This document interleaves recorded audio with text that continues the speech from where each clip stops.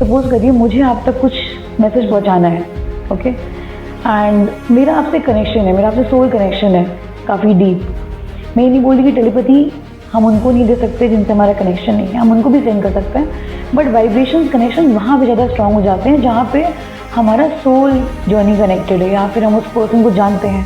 तो हम किसी के ऑरा को जब हम स्टडी करते हैं या हम किसी के ऑरा में एंटर करते हैं वर्चुअली, तब हम जाके किसी को टेलीपैथी मैसेज पहुंचा सकते हैं। ये एक क्लियर वॉइस का भी पार्ट है। क्लियर वॉइस मतलब किसी भी ऑब्जेक्ट के थ्रू किसी के माइंड को स्टडी करना या किसी की एनर्जी को कलर्स के थ्रू रीड करना।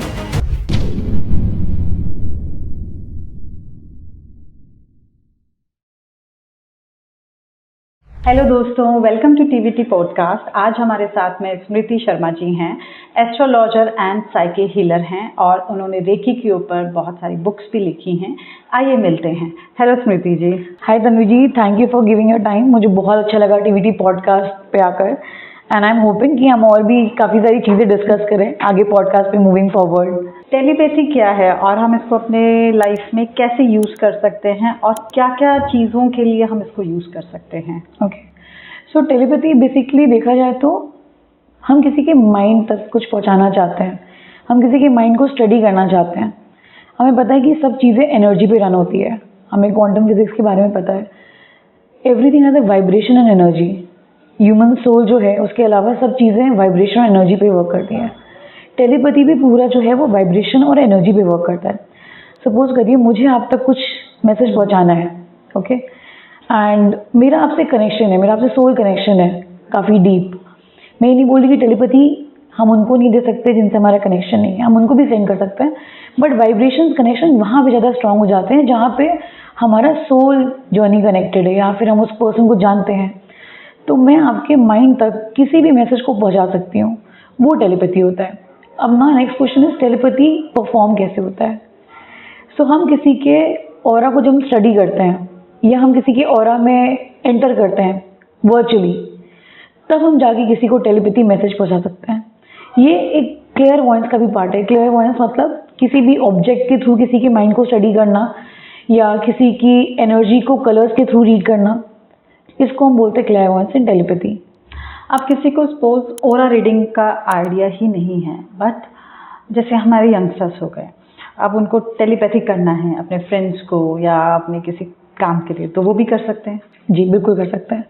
सो मैं छोटा सा एग्जांपल दूंगी।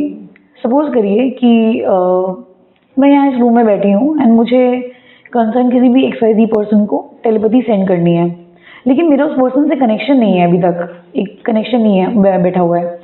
तो मैं क्या कर सकती हूँ, मैं उन पर्सन को सिर्फ एक वाइब्रेशन सेंड कर सकती हूँ, पॉजिटिव वाइब्रेशन। अब उसको मैं कैसे सेंड करूँगी? मेरा पूरा फोकस, मेरे सबकॉन्शियस माइंड, मेरा अनकॉन्शियस माइंड और मेरा कॉन्शियस माइंड, तीनों एक ही लाइन पे उस टाइम पे उसी कमांड को सोचना चाहिए। जब वो वाइब्रेशन या वो वेव लेंथ उस पर्सन तक पहुंचेगी तो वो पर्सन भी उस ऑरा में आना चालू कर देगा या वो उस वेव लेंथ को मैच करना चालू कर देगा। एंड इस तरीके से हम किसी को भी टेलीपैथी पहुंचा सकते हैं, या जो पर्सन हमारे साथ रूम में कंसर्न पर्सन है उसको हम टेलीपैथी पहुंचा सकते हैं। तो कभी भी दिन में किसी भी टाइम कर सकते हैं या कोई पर्टिकुलर टाइम पीरियड होता है इसका करने का? नहीं, टेलीपैथी हम कभी भी कर सकते हैं, बट हम बहुत शोर शराबे वाली जगह पे हम अवॉइड करते हैं, क्योंकि ऑब्वियसली जैसे हम देखते हैं कि एग्जाम्पल बहुत सारी टेलीफोन, जैसे आपने कस्टमर केयर में देखा होगा, बहुत सारे टेलीफोन लाइन एक साथ बज रहे हैं, तो क्या अगर आपने कॉल लगाया वहाँ पे तो आप फोकस कर पाएंगे? नहीं कर पाएंगे। तो बेसिकली ऐसी जगह, ऐसी चीज़ों के लिए, टेलीपैथी के लिए थोड़ा सा अपना भी माइंड फोकस होना चाहिए। एंड हम कोशिश करते हैं जिसको सेंड कर रहे हैं वो भी जोन में हो, जब थोड़ा सा शांति वाली जगह पे हो या फिर ऐसी जगह पे हो जहाँ पे नॉइज़ बहुत ज़्यादा नहीं हो। स्पेशली हम जब सेंड कर रहे हैं, हमें उस टाइम पे उस जगह पे होना जरूरी है जहाँ पे बहुत ज़्यादा नॉइज़ की वजह से इफेक्ट नहीं हो हमारी कॉन्शियस ब्रेन या सबकॉन्शियस ब्रेन। एंड जब हम भी एक बैलेंस स्टेट में हो। यस। जैसे अब एस्ट्रोलॉजी और न्यूमरोलॉजी, सबको पता है एस्ट्रोलॉजी न्यूमरोलॉजी के बारे में, बट कुछ ऐसे टिप्स जो हम अपने मॉर्निंग रिचुअल से स्टार्ट करके एंड ऑफ द डे तक अगर हम फॉलो करें तो हमारा जो डे है वो एक इजी एंड स्मूथ निकले, जैसा हम चाहते हैं वैसा। So we all know that astrology and numerology, they are the mother and father of entire occult. उससे ऊपर कुछ भी नहीं है, क्योंकि सारी चीज़ें जो एनर्जी वर्क है, astrology numerology science plus energy है। ओके, एस्ट्रोलॉजी में बहुत से लोग क्या करते हैं कि जैसे एक दिन का प्रिडिक्शन दे दिया, या हमने दे दिया कि मंथ का प्रिडिक्शन दे दिया, लेकिन सपोज करिए अगर मुझे जानना है कि मेरा आज का दिन कैसा रहेगा, ठीक है, तो मैं 2 चीज़ें फॉलो कर सकती हूँ। फर्स्टली, पहली बात अगर हम न्यूमरोलॉजिकली देखें तो आज जैसे मैं उठी, आज का दिन 17th है, तो मुझे पता है 17th का टोटल जो बनता है वो 8 नंबर बनता है, ठीक है। 8 नंबर मतलब मेहनत का नंबर, कर्मा का नंबर एंड प्लस फाइनेंसेस अच्छे होने का नंबर, ठीक है। तो जब मैं उठी तो मेरे को पता है कि आज के दिन पे अगर टोटल 8 आ रहा है और मैं न्यूमरोलॉजी में हूँ या नहीं हूँ, मुझे बेसिक्स भी पता है, तो मुझे पता है कि आज का दिन मुझे मेहनत तो करनी पड़ेगी, कोई भी चीज़ चाहिए तो, ठीक है। थोड़े बहुत ऑब्स्टिकल्स भी आ सकते हैं चीज़ों के लिए, एंड प्लस जो चीज़ें हैं, मतलब मुझे अपने फाइनेंसेस के ऊपर ज़्यादा फोकस करना है रादर देन रिलेशनशिप पे, क्योंकि ये फाइनेंसेस का नंबर है। अगर ये 6 नंबर होता तो मुझे पता था कि आज मुझे इस पर्टिकुलर डे पे अपने रिलेशनशिप पे फोकस करना है, या मेरे को अपने रिलेशनशिप्स को इम्प्रूव करना है। But being 8 number, I focus on my finances more, अपने फाइनेंशियल स्ट्रैटेजी को परफॉर्म करना, या कुछ मेरे पेंडिंग काम है जो फाइनेंसेस से रिलेटेड है, मैं उस पर ज़्यादा फोकस करूँगी आज के दिन पे। तो यहाँ मैंने अपने डे को क्या किया, यूटिलाइज करना चालू कर दिया। सेकेंडली, अगर हम एस्ट्रोलॉजिकली देखें, अगर मुझे सपोज करिए पूजा हवन या कोई भी पर्टिकुलर बहुत इंपॉर्टेंट काम है जो करना है मुझे आज के दिन पे, तो कुछ स्पेसिफिक मुहूर्त होते हैं जिन पे हम एक अच्छे शुभ काम करते हैं। तो इन तरीके से हम राहु काल को अवॉइड कर सकते हैं। जैसे मैंने आज का पंचांग देखा, हमें पता है कि पंचांग बहुत हमारे हिंदू धर्म में बहुत इंपॉर्टेंस होल्ड करता है। तो मैंने आज का पंचांग देखा, मुझे पंचांग नहीं भी पता है, तो आज के टाइम पे इतना टेक हो गई है चीज़ें कि हमें मोबाइल में हमने देखा और हमें पता है कि आज का राहु काल हम निकाल सकते हैं।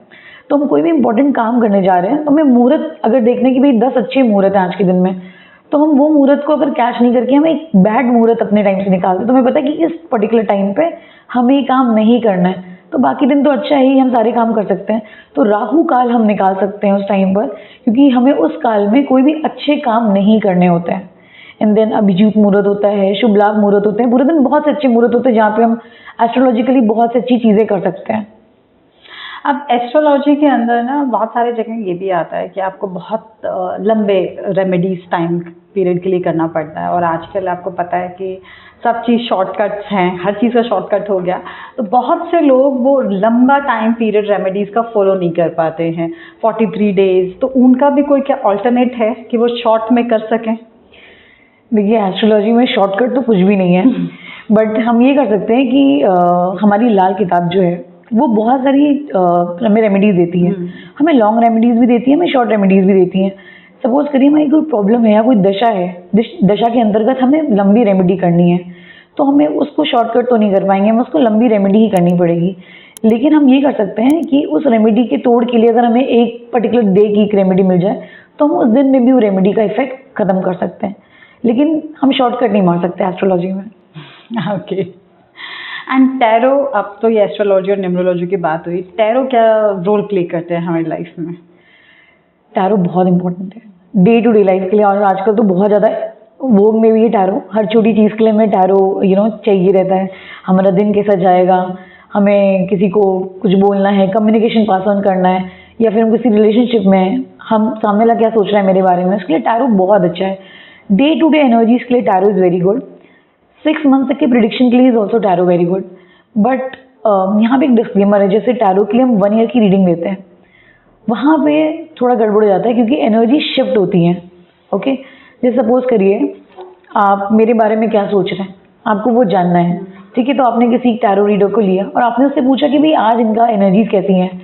सपोज करिए आज से 3 मंथ्स बाद मैंने कुछ रेमेडीज़ करी, मुझे किसी टैरो का रीडर ने रेमेडीज़ दी एंड मैंने रेमेडीज़ करनी चालू करी, तो आपकी एनर्जी शिफ्ट हो जाएगी, वहाँ पे 1 ईयर का प्रिडिक्शन फेल हो जाएगा। ओके, लेकिन हाँ ये है एक जनरल प्रिडिक्शन हम टैरो के थ्रू दे सकते हैं, 1 ईयर का भी दे सकते हैं। जैसे अभी न्यू ईयर आ रहा है तो 2025 में इवन आई गिव प्रिडिक्शंस की ये महीना कैसा रहेगा या नेक्स्ट मंथ कैसा रहेगा, वो प्रिडिक्शंस हम दे सकते हैं। लेकिन हम एक जनरलाइज प्रिडिक्शंस हो गए, वो किसी की एनर्जी स्पेसिफिक का प्रिडिक्शन देना है, देन हम we stick to 6 month prediction for tarot. And spells क्या रोल प्ले करते हैं साथ में? सो स्पेल्स बहुत सारी चीज़ें हैं, हम टैरो के थ्रू भी स्पेल्स कर सकते हैं, हम बिना टैरो कार्ड्स के या रून कार्ड्स के साथ भी स्पेल कर सकते हैं, एंड खाली एलिमेंट्स के साथ भी स्पेल कर सकते हैं। इस पे एक छोटी सी चीज़ मैं बोलना चाहूँगी, ये स्पेल्स ना बहुत, अगर हम स्पेल्स की बात करते हैं तो स्पेल्स का नाम थोड़ा सा मार्केट में ख़राब है आज के टाइम पे, क्योंकि स्पेल्स में लोग ब्लैक स्पेल्स भी करते हैं, वाइट स्पेल्स भी करते हैं। अब यहाँ पे क्या हो जाता है, जैसे हम 5 तत्व हमारे हैं, 5 तत्व मतलब हवा, पानी, air, water, fire, earth and soul, sky, ये सारे एलिमेंट्स को मिलाकर जो भी है वो स्पेल्स में यूज़ होता है, ठीक है। अब आपने देखा होगा पुराने ज़माने में ऋषि मुनि जो थे वो बहुत सारी जड़ी बूटियों के साथ लोगों को ठीक कर देते थे, ठीक है। स्पेल्स भी कुछ ऐसा ही करता है। हम स्पेल्स में हम सारे 5 एलिमेंट्स यूज़ कर रहे हैं, हम बेसिकली मदर अर्थ को यूज़ कर रहे हैं। क्रिस्टल्स जो हम पहनते हैं वो भी मदर अर्थ से निकलते हैं, हमारी धरती माता से निकलते हैं, उनका भी एलिमेंट हम ले रहे हैं, स्पेल्स में यूज़ कर रहे हैं। प्लस जो भी जड़ी बूटियाँ होती हैं, हर्ब्स होते हैं, वो भी हम स्पेल्स में यूज़ कर रहे हैं। तो ये सारे कॉम्बिनेशन मिला के जब हम यूज़ करते हैं तो क्या होता है, हमने सब कुछ तो अपनी मदर अर्थ से ही लिया है, हमने सारी चीज़ नेचर से ही ली है। ये मिला के हम जब एलिमेंट्स को हम जब जागृत करते हैं, इनकी एनर्जीज़ को, उसको हम बेसिकली स्पेल बोलते हैं। एक छोटा सा स्पेल मैं बताना चाहूँगी। सपोज करिए किसी का रिलेशनशिप बहुत ख़राब चल रहा है, या किसी का रिलेशनशिप ऐसा हो गया कि भाई कभी भी खिटपिट बहुत होती है रिश्तों में, या फिर तू मैं आए दिन हो रहा है, मतलब बन नहीं रही, एक दूसरे का चेहरा ही नहीं दिखना चाहते कुछ टाइम के लिए। तो यहाँ पे वो लोग हनी स्पेल कर सकते हैं। हनी स्पेल बेसिकली क्या होता है, आपने शहद लेना है, ठीक है, सामने वाले का नाम, जैसे सपोज करिए मैं किसी XYZ पर्सन के लिए स्पेल कर रही हूँ, तो उनका नाम आएगा, उनका डेट ऑफ बर्थ लिखना है, लेकिन यहाँ पे हमें लाल पेन से लिखना है उसको। लाल पेन से हमने उनका नाम, डेट ऑफ बर्थ एक प्लेन पेपर पे लिखा या पार्चमेंट पेपर पे लिखा हमने, कॉफ़ी पेपर भी बनते हैं स्पेल्स में, हमने कॉफ़ी पेपर पे उनका नाम लिखा और वो हमने इनवर्ड्स की तरफ फोल्ड करा। इनवर्ड मतलब अब यहाँ पे स्पेल में बहुत सारी चीज़ें मैटर करती हैं कि हम किसी भी पेपर को इनवर्ड फोल्ड कर रहे हैं, मतलब हमारे पास एनर्जी आनी चाहिए, जानी चाहिए, मतलब बाहर भेजनी, मतलब आउटवर्ड फोल्ड कर रहे हैं। तो ये सारी चीज़ें स्पेल में बहुत मायने रखती हैं। तो यहाँ पे हमने क्या किया, इनवर्ड फोल्ड करा उस पेपर को 4 बार, उसको शहद की शीशी में हमने डिप करके रख दिया, शीशी को कस के बंद कर दिया और हमने अपनी अलमारी में उसको रख दिया। हमने मिनिमम 43 डेज़ के लिए रखा और उसके बाद सीधा मैजिक। कुछ ऐसा एक स्पेल जैसे ऑफिस में कलीग्स के साथ नहीं बनती, बॉस बहुत परेशान करता है, उन व्यूअर्स के लिए? तो यहाँ पे जो स्पेल मैंने आपको बताया वो खाली लव रिलेशनशिप के लिए वर्क नहीं करता है, वो सारी रिश्तों के लिए वर्क करता है। सपोज करिए आपके बॉस के साथ आपकी नहीं बन रही है, ठीक है, यहाँ पे आप ये भी उनका नाम लिखकर, उनका डेट ऑफ बर्थ अगर है तो वेल एंड गुड, नहीं तो आप खाली शहद की बोतल में रख देंगे। तो यहाँ पे क्या होएगा, प्यार नहीं हो रहा है आपस में उनसे, लेकिन उनकी जो वाणी है वो मधुर हो जाएगी, आपकी तरफ जो कड़वाहट है वो धीरे धीरे वाइब चेंज होना चालू हो जाएगी। कई बार अननेसेसरी किसी को देख के गुस्सा भी आने लगता है, तो वो लोग भी कैसा कुछ, हाँ, तो वो लोग भी आपके लिए जो नेगेटिव है वो नेगेटिविटी नहीं करेंगे, आपके लिए नेगेटिव मतलब हार्म नहीं करेंगे कुछ आपको, या आपकी लाइफ में कुछ इशू क्रिएट नहीं करेंगे अगर आपने ये चीज़ कर दी। इसके साथ हम कुछ सिम्बल्स भी यूज़ करते हैं, जैसे हम कुछ टैरो के कार्ड्स यूज़ करते हैं या कुछ रून के सिम्बल्स यूज़ करते हैं। वो सारे सिम्बल्स भी ड्रॉ करके उसके साथ, जैसे मैंने आपको बोला, पार्चमेंट पेपर पे उनका नाम लिखना है, डेट ऑफ बर्थ लिखना है और एक सिंबल भी हम नीचे ड्रॉ करके फोल्ड करेंगे, तो उस सिंबल की एनर्जीज भी मल्टीप्लाई करेगी इस चीज़ को। हमने देखा है बहुत सारे स्पेल्स में कैंडल्स यूज होती हैं, तो कैंडल का क्या रोल है और कैंडल अच्छा रहता है या हमारे हिंदू धर्म में दिया लगाना, तो क्या दिया और कैंडल की एनर्जी सेम रहेगी? मैं बहुत ज़्यादा काम करती हूँ कैंडल्स के साथ। यहाँ पे दिया और कैंडल इममटीरियल है, हम बेसिकली क्या कर रहे हैं, हम अग्नि तत्व को प्रज्वलित कर रहे हैं। ओके, हम बेसिकली फायर एलिमेंट को इन्वोक कर रहे हैं। यहाँ पर कुछ धर्मों में कैंडल यूज़ होती है, कुछ में दिया यूज़ होता है, ठीक है। तो यहाँ पे बेसिक एलिमेंट जो है वो दिया या कैंडल मैटर नहीं कर रहा है, यहाँ पे मैटर कर रहा है एलिमेंट जिसको हम इन्वोक कर रहे हैं, ठीक है। तो स्पेस में क्योंकि हमें पता है कि ये वेस्टर्न ओकल्ट में आ जाता है, तो यहाँ पे कैंडल्स यूज़ होती है। वाइल हम हमारे हिंदू धर्म में अगर हम यूज़ करते हैं, कुछ भी रिचुअल्स परफॉर्म करते हैं, तो वहाँ पे दिया यूज़ हो जाता है, बस फ़र्क इतना है। कैंडल्स में हर कैंडल का अपना एक, क्योंकि आपने टॉपिक छेड़ा है कैंडल का, तो यहाँ पे जैसे मैंने आपको बताया कि एलिमेंट मैटर करता है। उसके अलावा एलिमेंट के साथ साथ कलर्स भी बहुत मैटर करते हैं। अगर आप कैंडल की बात करते हैं तो हर एक कैंडल का अलग कलर होता है, उसका एक मतलब होता है, मतलब उसके साथ एक एलिमेंट जुड़ा होता है कलर के साथ भी। तो वो कलर मतलब when we are using the specific colour candle, यहाँ पे कैंडल का कलर प्लस कैंडल का जो एलिमेंट है, अब वो दोनों काम कर रहे हैं। सपोज मुझे रिलेशनशिप का हीलिंग करना है, किसी का कैंडल हीलिंग करना है, तो यहाँ पे मैं क्या करूँगी, यहाँ पे मैं अच्छा कैंडल के साथ साथ उन चीज़ों को उनकी एनर्जीज़ को बढ़ाने के लिए मैं क्रिस्टल्स भी यूज़ कर सकती हूँ।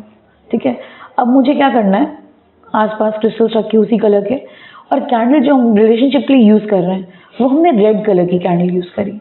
ठीक है, तो अब यहाँ पे क्या कर रहे हैं, रेड कलर होता है लव का। रेड कलर वैसे बहुत सारी चीज़ों का, अगर हम कलर थेरेपी को टच करें तो बहुत सारी चीज़ों को डिनोट करता है, लेकिन क्योंकि मेरा परसेप्शन क्या है, यहाँ पे मेरे दिमाग में एक अनकॉन्शियस या सबकॉन्शियस माइंड में क्या है कि मुझे अपना रिलेशनशिप ठीक करना है, तो वहाँ पे वो एनर्जी रेड की रिलेशनशिप के लिए काम करेगी। तो रेड कैंडल आपने यूज़ करा रिलेशनशिप के लिए। तो ऐसे मतलब हर स्पेल के लिए हम पर्टिकुलर कलर कैंडल यूज़ कर सकते हैं। जी जी बिल्कुल, फिगरिंग कैंडल्स भी यूज़ कर सकते हैं। जैसे रिलेशनशिप के लिए लोग male and female figuring candles use कर सकते हैं, प्रोटेक्शन के लिए लोग पेंटिकल्स यूज़ करते हैं। तो यहाँ पे स्पेल्स में और कैंडल हीलिंग में जो पर्टिकुलर कैंडल्स के जो फिगरीन्स होते हैं उनका भी बहुत महत्व होता है, वो भी इम्पोर्टेंट, बहुत इंपॉर्टेंट होता है। अगर किसी को, जैसे अगर मुझे पता है कि मुझे एक जनरल हीलिंग करनी है, मुझे खाली किसी ने बता दिया कि मुझे खाली हीलिंग करनी है, तो वहाँ पे आप क्या कर रहे हो, वहाँ पे कैंडल का कलर रिलेवेंट रह जाता है।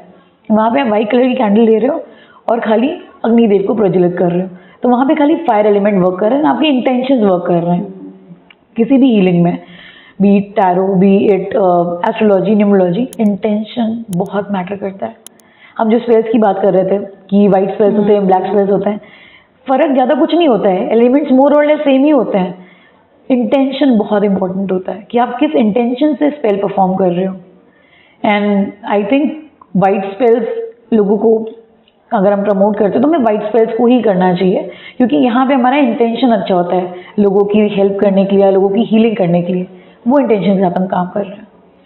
अब हीलिंग की बात हुई है तो सेलेस्टियल हीलिंग या कौन सी हीलिंग मोडालिटी के लिए आप प्रेफरेंस देंगे, कौन सी अच्छी है? सी मैं 30+ हीलिंग मोडालिटीज के साथ काम करती हूँ, तो मैं अच्छी बुरी तो कुछ नहीं कहूँगी, बट यहाँ पे हम बहुत सारी हीलिंग्स की मैं आपको इलस्ट्रेशन दे सकती हूँ। जैसे रेकी, रेकी में बहुत सारे सिंबल्स होते हैं। डॉक्टर मिकाओ सुई ने हमारी बेसिकली 4 सिंबल टच करे थे, जो कि उनके ओरिजिनल ट्रेडिशनल सिंबल्स हैं। वो सिंबल्स हम यूज़ कर सकते हैं हीलिंग के लिए। उन सिंबल्स के साथ साथ हम करुणा रेकी के सिंबल्स यूज़ कर सकते हैं। पर्पस होता है कि हमारा मोटो क्या है, हमारा इंटेंशन क्या है किसी को हील करने का। ओके, देन उसके अलावा रेकी के अलावा और जो हीलिंग हो सकती है वो कलर थेरेपी, मैंने जैसे आपको बोला, कलर थेरेपी के थ्रू भी हम हीलिंग करते हैं। उसके अलावा छोटी छोटी रेमेडीज़ जो है हीलिंग में, वो भी बहुत काम करती हैं। कैंडल्स जैसे भी आपने बोला, तो कैंडल्स भी हीलिंग के लिए ही यूज़ होते हैं। तो बेसिकली जहाँ भी 5 एलिमेंट्स हम इकट्ठा करके हील कर रहे हैं, वो एक अपना आप में हीलिंग मोडालिटी बन गया या हीलिंग के लिए बेस बन गया। सो हम सिंबल्स यूज़ कर रहे हैं या हम कलर यूज़ कर रहे हैं, हम सेलेस्टियल एनर्जीज, मतलब हम कॉस्मिक एनर्जीज को, हम मून की फेजेस को यूज़ कर रहे हैं। वो सारी चीज़ें कंबाइन करके एक बहुत स्ट्रॉन्ग ऑरा या कॉस्मिक बॉल क्रिएट करते हैं। तो वो सारी एनर्जीज को गैदर करके जब हम किसी की हीलिंग करते हैं तो हीलिंग मल्टीप्लाई हो जाती है। आजकल क्या हो रहा है कि रेकी के बारे में बहुत लोग जान गए हैं। अब बहुत सारे लोग अट्यूनमेंट ले भी लेते हैं, बट उनको कोई बेनिफिट नहीं मिलता। रीज़न क्या, वो प्रैक्टिस करना बहुत ज़रूरी है इसको, या सिर्फ ले लेना ही हमारे लिए पर्पस सॉल्व कर देता है? सो मैं इसके लिए आपको एक एग्जाम्पल से चालू करूँगी। मेरे एक स्टूडेंट है, उनने मेरे से कोविड के टाइम पर, जब बहुत रेकी बहुत अचानक से प्रचलन में आ गया था, क्योंकि हर किसी को हील होना था, हर किसी को हील होना, हर किसी को ऐसा था कि भाई हम भी अपने आप को हील करें, तो हर तरीके के लोग हीलिंग में जा रहे थे।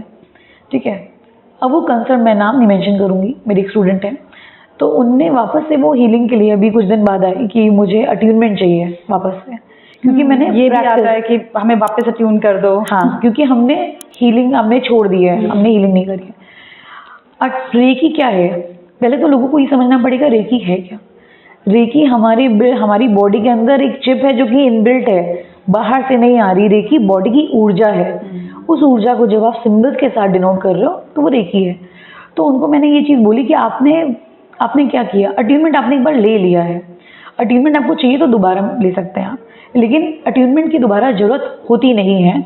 लेकिन उनको अट्यूनमेंट देने का रीज़न इसलिए था क्योंकि जब हम 21 अट्यूनमेंट के बाद हमें 21 दिन की हीलिंग करनी होती है, अपनी खुद की healing, body parts, 24 body parts को हील करना होता है।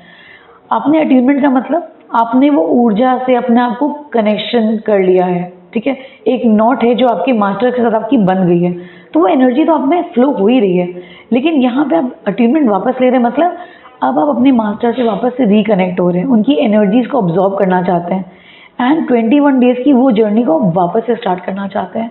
तो अटेनमेंट के बाद आपको रेकी प्रैक्टिस करना तो बहुत ज़्यादा ज़रूरी है, क्योंकि अगर आप नहीं करेंगे तो वो ऊर्जा है, आपकी बॉडी की ऊर्जा है। जैसे हमने कहा कि हमारे बॉडी में जठराग्नि भी होती है, वायु भी होती है, हमारे बॉडी के अंदर सारे तत्व होते हैं, तो वो हमें उन पर इतना फोकस नहीं करते।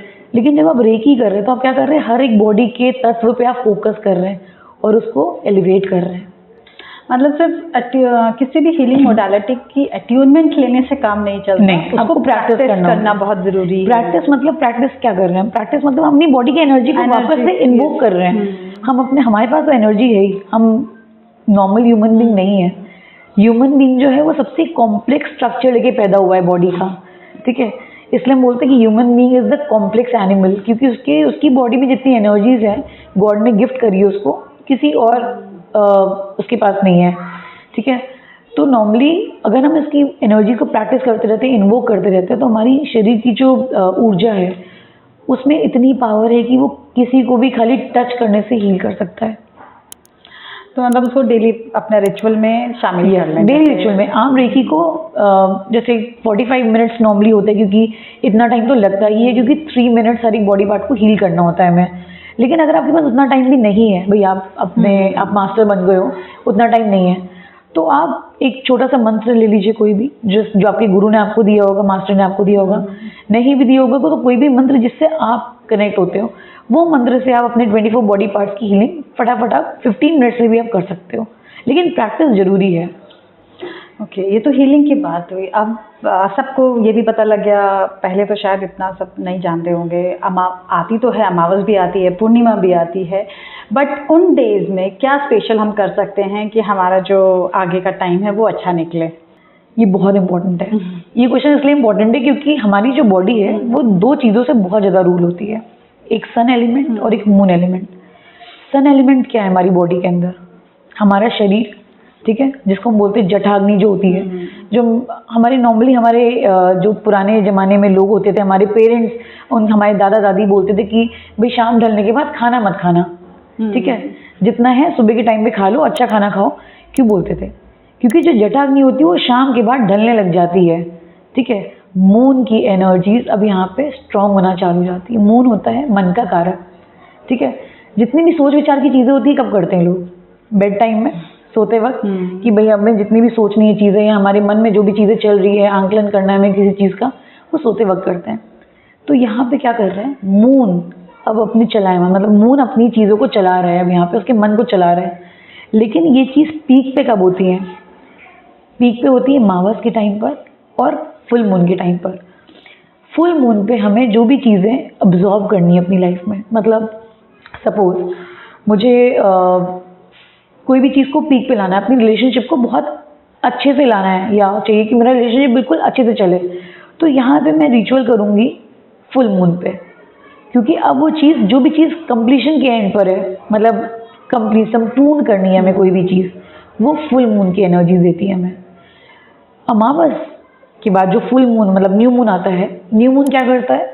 न्यू मून किसी भी चीज़ की न्यू बिगनिंग को दर्शाता है। यहाँ पे आपने क्या करना है? नेक्स्ट डे, हाँ, अमावस से नेक्स्ट डे या फिर अमावस की शाम से, वो पंचांग के ऊपर डिपेंड करता है, पर्टिकुलर सेलेस्टियल मूवमेंट्स के ऊपर डिपेंड करता है। कई बार आजकल तो तिथियां 2-2 बार होने लग गई हैं, जैसे दिवाली भी हमने देखा 2 दिन हुई है यहाँ पर, तो तिथि पे डिपेंड करता है। New moon is the immediate moon phase after अमावस, ठीक है। तो वो जो मून फेज होता है वो नई बिगनिंग्स को दर्शाता है। मतलब अब यहाँ पे आपको कुछ भी नया काम चालू करना है, सपोज करिए कि आपने एक प्रोजेक्ट अपना लिया, उसके लिए आप किसी से स्पेल करवा रहे हैं, कुछ रिचुअल करवा रहे हैं, तो यहाँ पे उस बंदे को रिचुअल स्टार्ट करना चाहिए न्यू मून से।